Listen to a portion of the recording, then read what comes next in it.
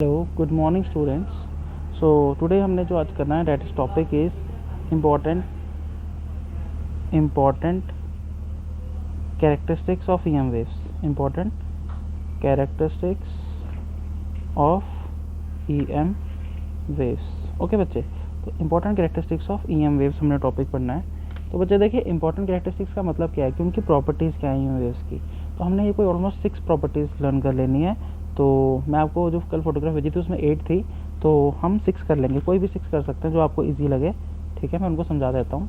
तो देखिए बच्चे, सबसे पहली प्रॉपर्टी जो आपने लर्न करनी है वो है ईएम वेव्स के बारे में। तो ईएम वेव्स बेसिकली कैसे प्रोड्यूस होती हैं? By accelerating charges. तो हम सबसे पहली प्रॉपर्टी क्या लिखेंगे?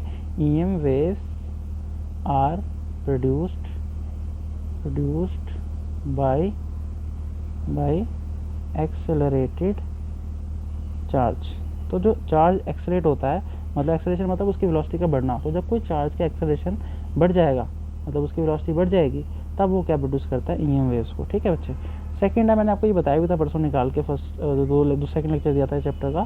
तो वेलोसिटी ऑफ ईएम वेव को किससे डिनोट करते हैं? तो इसका फॉर्मूला है directly the velocity of EM waves.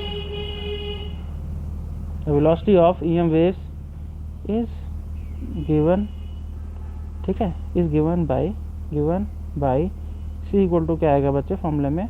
1/μ0 ठीक है। और यहाँ पर हमारे सी की वैल्यू कितनी होती है बच्चे? वेलोसिटी कितनी होती है? वेलोसिटी की value, velocity of EM waves कितनी होती है?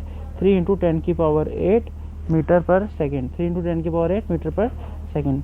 अब इसका बच्चे थर्ड प्रॉपर्टी आप याद कीजिए, जो ईएम वेव्स का स्पेशल प्रॉपर्टी है कि इनको मटेरियल नहीं चाहिए होता प्रोपोगेट करने के लिए।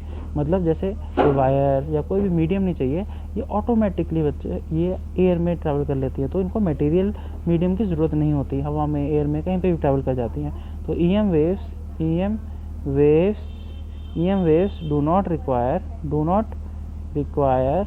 Require material medium for their propagation. इनके प्रोपोगेशन के लिए हमें कोई भी मटेरियल मीडियम की ज़रूरत नहीं पड़ती है। ठीक है बच्चे। इसके बाद चौथा पॉइंट है, इसके electric field vector and magnetic field vector हैं, साइमल्टेनियसली वेरी करते हैं।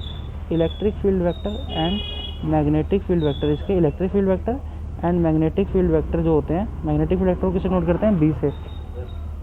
ये वेरी करते हैं बच्चे साइमल्टेनियसली का मतलब क्या है? एक साथ। तो ये दोनों के दोनों आपस में क्या करते हैं?